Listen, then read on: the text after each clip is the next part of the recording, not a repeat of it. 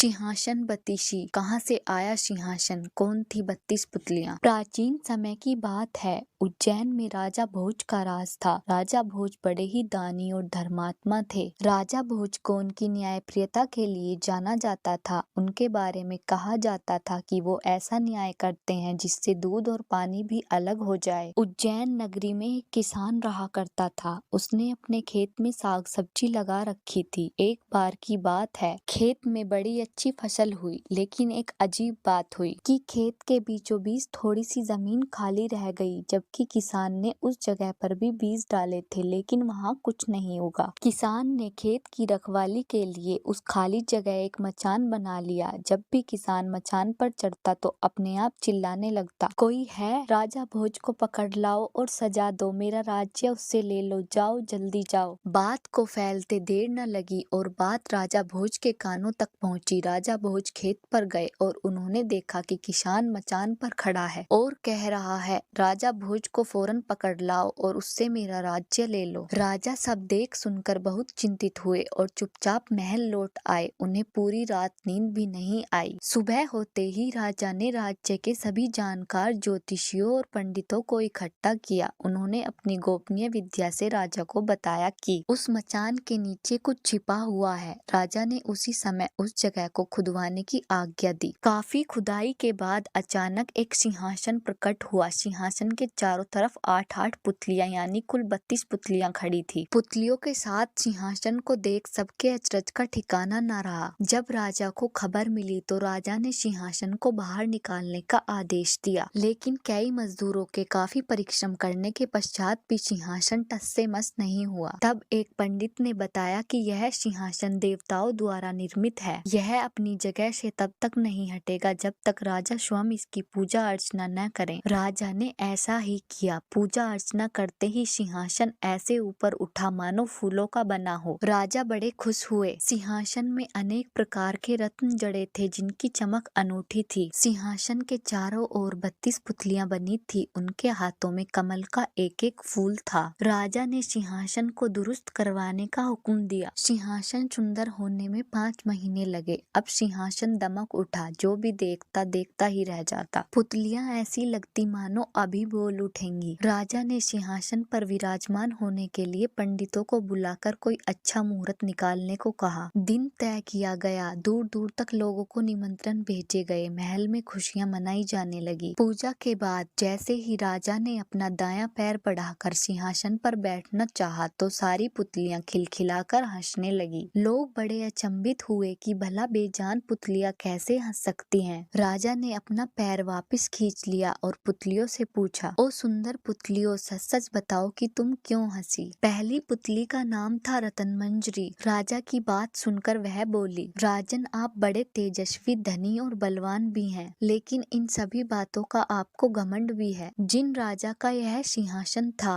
वह दानी, वीर और धनी होते हुए भी विनम्र और परम दयालु थे। यह सुन राजा को बहुत गुस्सा आया। पुतली ने समझाया, महाराज यह सिंहासन परम प्रतापी और ज्ञानी राजा विक्रमादित्य का है। राजा भोज बोले, मैं कैसे मान लूं कि राजा विक्रमादित्य मुझसे ज्यादा गुणी और पराक्रमी थे। पुतली ने कहा, ठीक है, मैं तुम्हें राजा विक्रमादित्य की एक कहानी सुनाती हूँ। सिंहासन बत्तीसी की पहली पुतली रतन मंजरी ने सुनाई एक कहानी। प्यारे दोस्तों, सिंहासन बत्तीसी की 32 पुतलियों की कहानी सुनने के लिए सेंचुरी टेल को सब्सक्राइब कर लें। मिलते हैं कल पहली पुतली रतन मंजरी की कहानी के साथ। तब तक के लिए गुड बाय।